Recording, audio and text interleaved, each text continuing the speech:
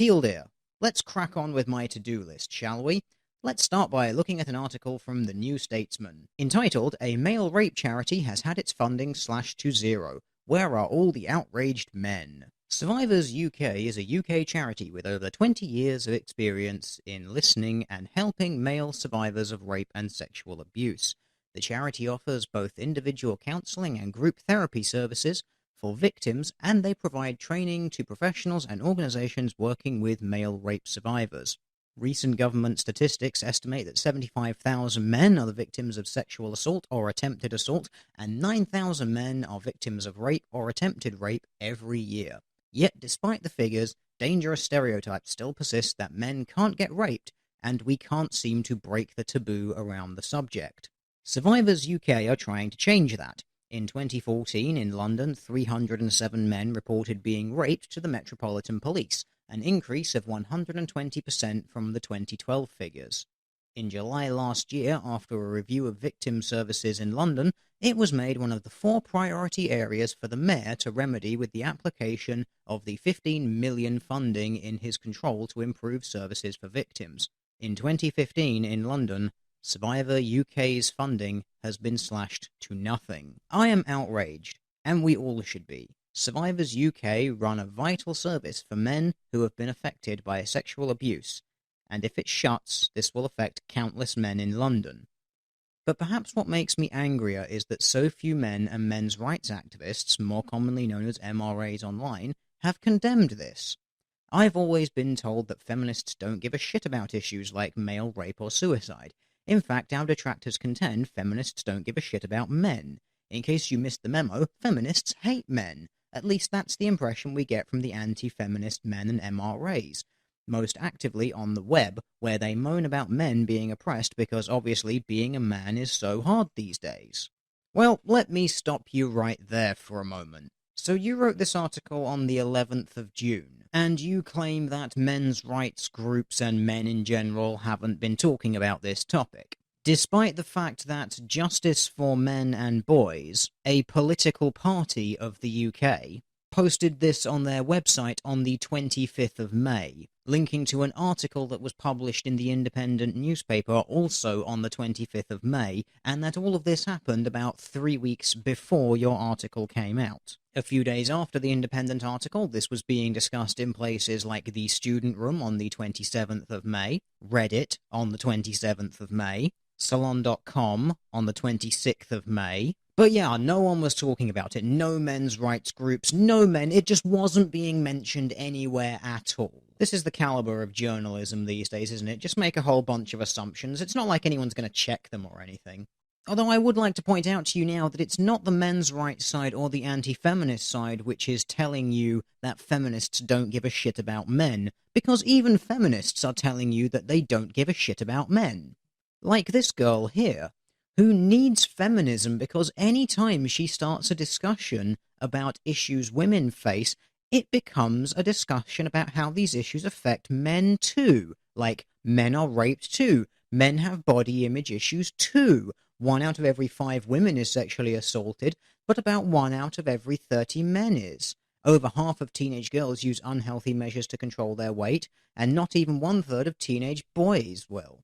Stop making the systemized oppression of women all about men. So here is a feminist stating that they don't want to hear about men's issues when she's trying to talk about women's issues. Because in her mind of equality, women's issues are more important than the issues of men. Even if they are the same issue. Because if the exact same issue affects both a man and a woman, it's far more important to focus on the woman than the man. Because that is equality.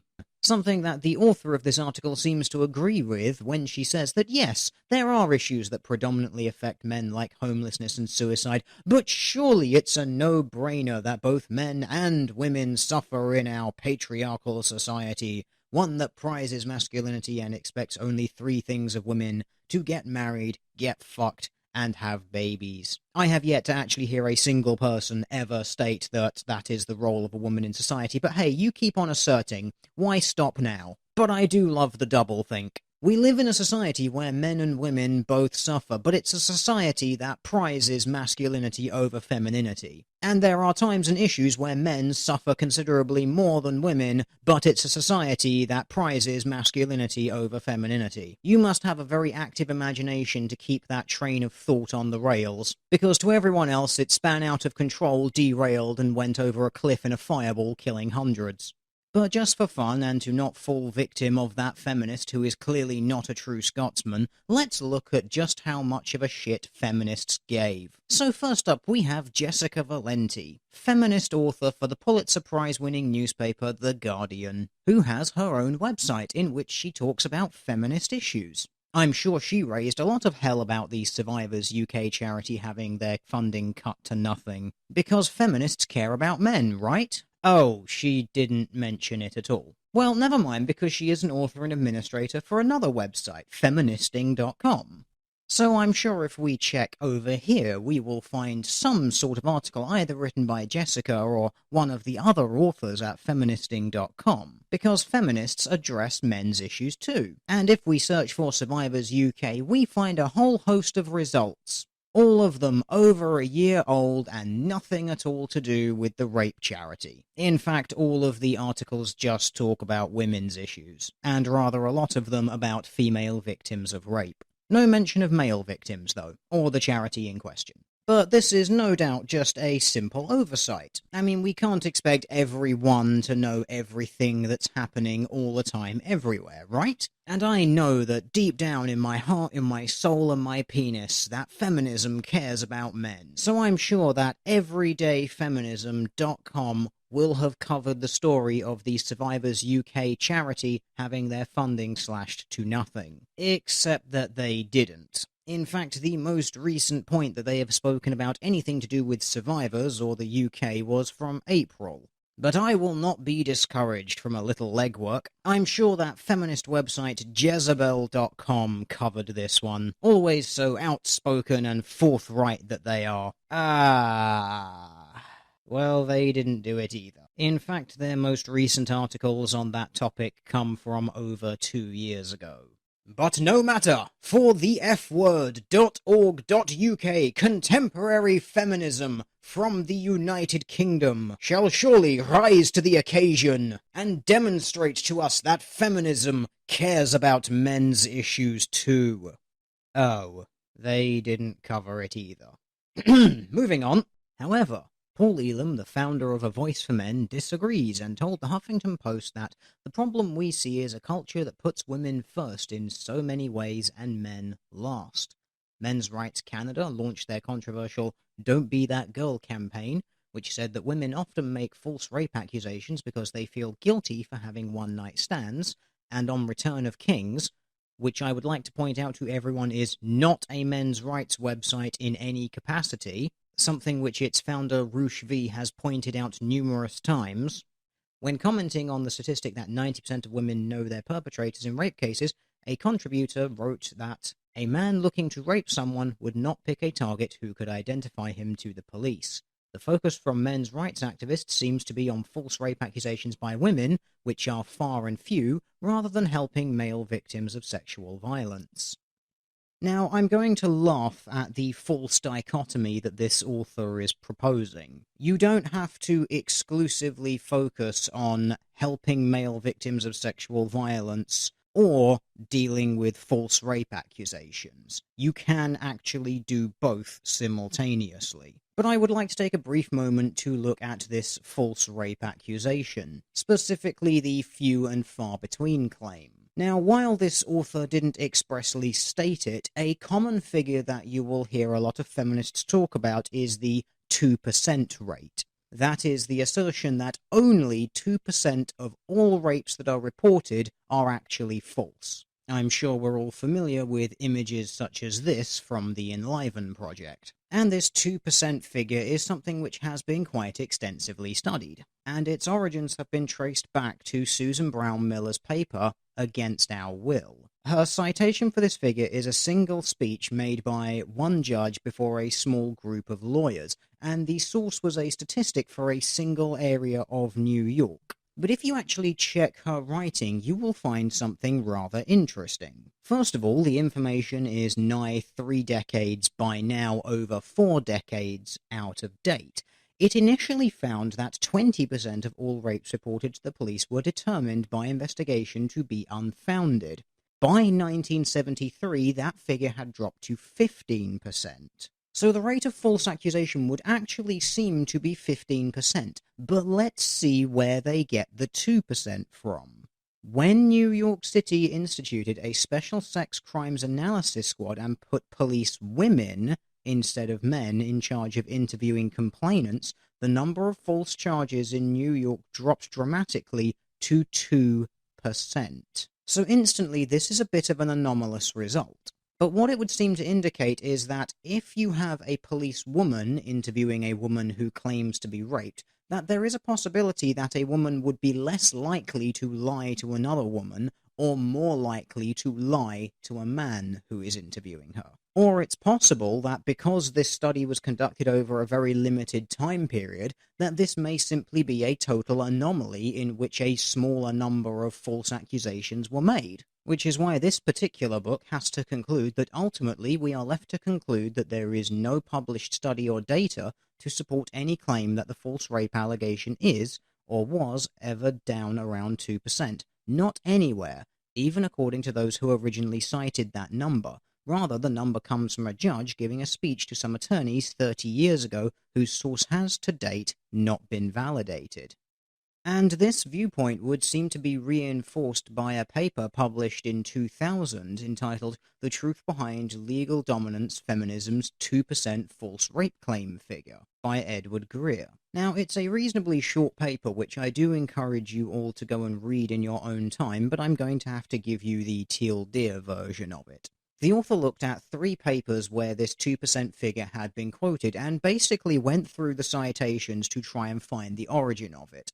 And he found that all 3 of Professor Torrey's sources turn out to be derived from the same single source. Moreover, as best as this author could ascertain, without exception, every scholarly or semi-scholarly source that utilizes the 2% false claim proposition can ultimately be traced back to against our will. Despite the plethora of pyramid citations, it turns out that there is one, and only one, underlying source: feminist publicist Susan Brown Miller's interpretation of some data, now a quarter of a century old, of unknown provenance from a single police department unit. There are no other published studies that this author could find. All of the sources cited at the outset of this article trace back to Miss Brown Miller. The author actually requested a copy of the original speech cited from Miss Brown Miller, and then goes on to state that Miss Brown Miller, who is very meticulous and organized writer, very kindly on my request located and sent me a copy of this Xeroxed speech. In relevant part, the judge's speech reads, in fact, according to the commander of New York City's Rape Analysis Squad, only about 2% of all rape and related sex charges are determined to be false, and this is about the same as the rate of false charges of other felonies. These judicial remarks do not suffice to determine whether or not there was an underlying written report, although the locution used is suggestive of being based on a quotation from a newspaper article rather than a formally written text. When I contacted the then judge's law clerk, and he made inquiry of all those directly involved in the preparation of the Judge Cook's speech, their best recollections are that they did not rely upon any report, but cannot remember precisely how they did obtain the 2% figure. Of course, it remains possible that some such report was generated, but as of this date, no one is able to adduce it. Without the document, one cannot analyze the underlying data, the protocol used in evaluating it, or even whether it met minimum criteria of accuracy. All of which led to the author's inevitable conclusion that it seems clear that the 2% false claim figure, which has pervaded LDF discourse, has no basis in fact. Since this figure is clearly unsupported, there is no justification for shifting the burden of proof or redefining consent in rape crimes in accordance with this figure. The shifting the burden of proof there is a reference to feminists' constant demand that basically men have to prove their innocence when accused. But back on track to what this article was getting at the end there, stating that men's rights activists are too concerned with trying to tear down and attack feminists rather than helping men. Well, when feminist authors have published bogus papers and bogus research that produce very questionable results, such as that 2% figure, which are then used to enact legal change, is it any wonder that people have to attack that research? They have to look at it and they have to say, this is wrong and here is why. It has nothing to do with necessarily attacking feminism, and certainly nothing to do with attacking women. It is a constant battle against deliberate, manipulative misinformation. It's just rather coincidental that it is a lot of feminists and feminist women who are publishing that misinformation. Your gender and your ideology are not and should not be a shield from criticism. But our young author isn't going to let a little bit of facts or reality get in her way, as she states that the reality is the MRAs are a group of misogynists who spend their time on the internet saying things that simply aren't true or attacking women. Projection much? The Southern Poverty Law Center describes their activism as dedicated to savaging feminists and, in particular, women. No, it doesn't. It actually says that the manosphere is dedicated to savaging feminists in particular and women. A statement which is still massively inaccurate. But hey, when you're a website which cites manboobs.com, better known as We Hunted the Mammoth, a pro-feminist website as if it's some sort of source of authority, I think we can quite safely say that your opinion is null. And now a quick point to our young author here, who doesn't seem to be able to do any research nor critically think about anything. Manosphere is not a synonym for men's rights movement. There certainly are people within the manosphere who hold misogynistic views. In fact, I myself have pointed a few of them out, and laughed at their stupidity. Just because one person within the manosphere holds a misogynistic viewpoint, that does not mean that everyone within the manosphere holds a misogynistic viewpoint. And you will find that the different camps within the manosphere, while there is a fair amount of crossover between many of them, some of them are also very different from others. For example, there are certain MGTOW out there who do hold very misogynistic views, but overwhelmingly the majority of them do not hold misogynistic views and in fact quite heavily chastise those who do for besmirching the philosophy. There are some MGTOW who are men's rights activists, but not all men's rights activists are MGTOW. There are some people within the manosphere known as pickup artists who work quite specifically towards attempting to have sex with women. Some pickup artists are men's rights activists. Some are not. Some pickup artists are also MGTOW. Some are not. Are you getting the idea yet that this is quite a large and diverse group of people that you are very sweepingly generalizing about? But anyway, enough about that. Let's get back to the article. MRAs do not really care about men. They resent feminists not only because their campaign to get rid of page 3 denied them their daily wank at the breakfast table, but also because every step forward in achieving gender equality where women are not a subclass of fuckable objects is a disadvantage in their eyes. Citation needed. Find me a few examples of men's rights activists who demand that women be turned into a subclass of fuckable objects. Also, the removal of page 3 denying people their pre-breakfast wank. Seriously, have you never heard of internet pornography? It's a lot better. You can find anything. Straight porn, gay porn, group sex, old and young, pregnant fetishes, even interracial. There's something for everyone on the internet. And sadly, their resentment towards the fight for the liberation for women does not actually make any difference to the men they are trying to help. I'm sure that men who genuinely believe in gender equality must be fed up with their rhetoric that the reason why men are suffering is because of women.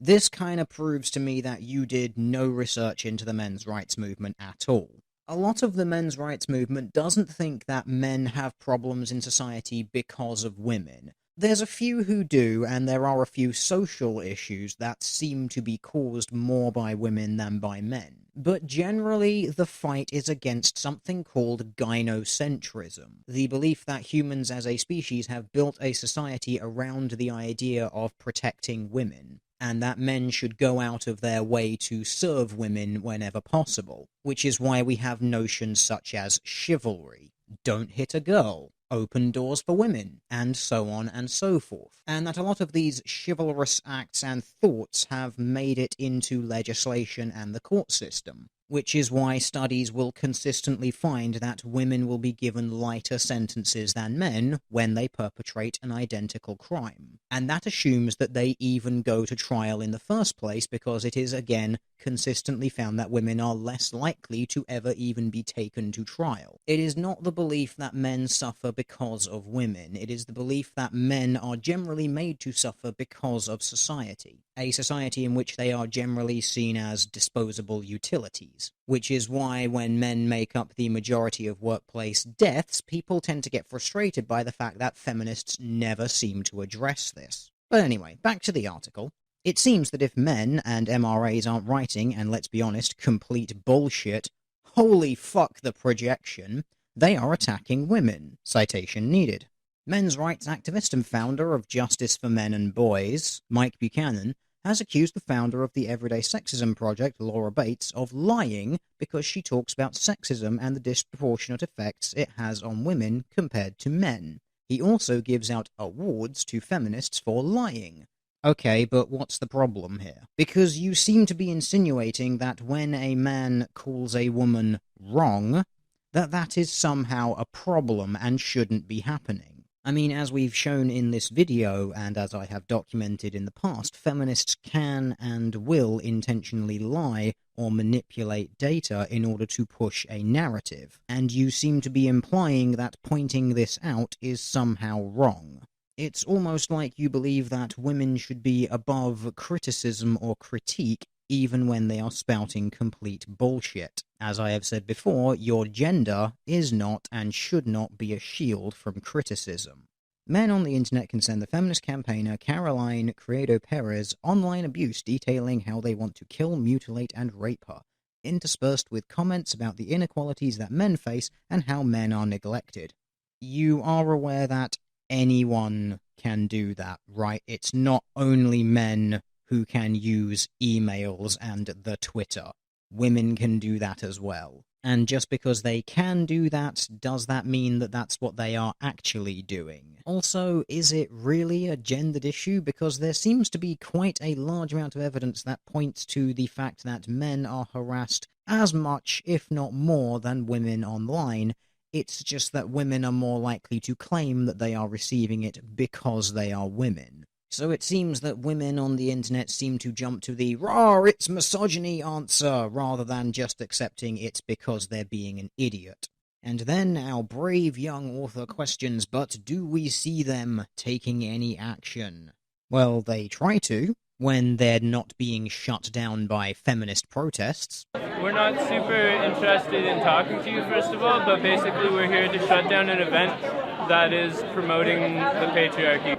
Very frustrated. I was studying all today, and I took time out of my studies to come here. Would you like to ask him why he's here?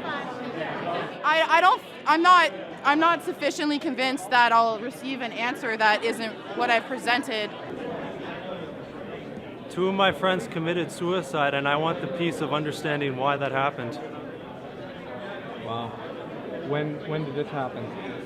It happened about 2 years ago. It was one after the other like that. Did you expect to get some addressing of suicide issue at the talk here? Yes, I did. I think everybody's voice should be heard. I wondered why the security was trying to keep me back, and I think it's for my own safety.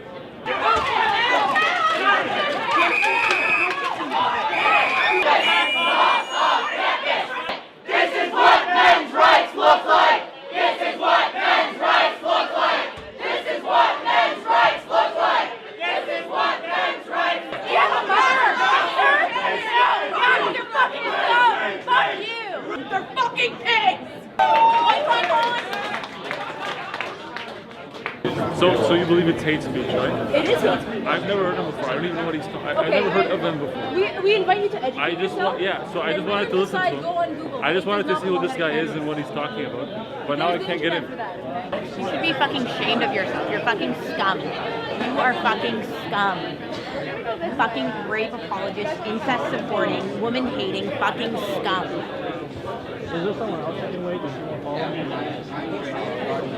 Fucking scum. Yeah, just another. I just want to listen to someone else's opinion. I'm not even on a side here. I just listen to as many people as I can. You know what though? Why would you pay money to fucking support a fucking rape apologist if you weren't fucking one? I've never heard him say anything that was. Well, it's fucking scum. The idea that the world doesn't revolve around men's needs is inconceivable for MRAs, and that is why they try and get women to shut up, painting misogyny as the righteous option in the process. Men's rights activists forget that the feminist fight for equality will benefit us all. As Laura Bates, the founder of the Everyday Sexism Project, has said, it's not about men against women, but people against prejudice. Yes, it's men trying to get women to shut up, isn't it? I'll try and remember that the next time I sit and watch a video of a bunch of feminists pulling a fire alarm at a men's rights meetup in order to totally not silence them.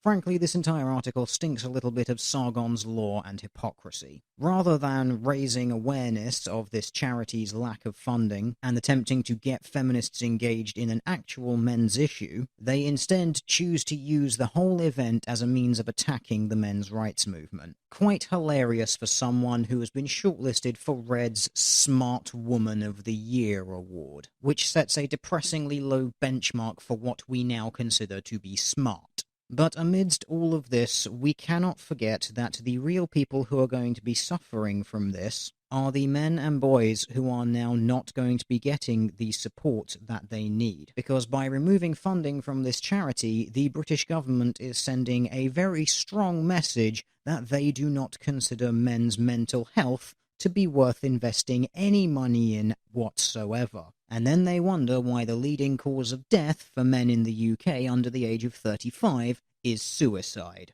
I'm going to leave you now with a short video from Survivors UK, and I encourage you at the end of this video to use the links in the description to visit their website or their YouTube page and show them your support, because right now they need it.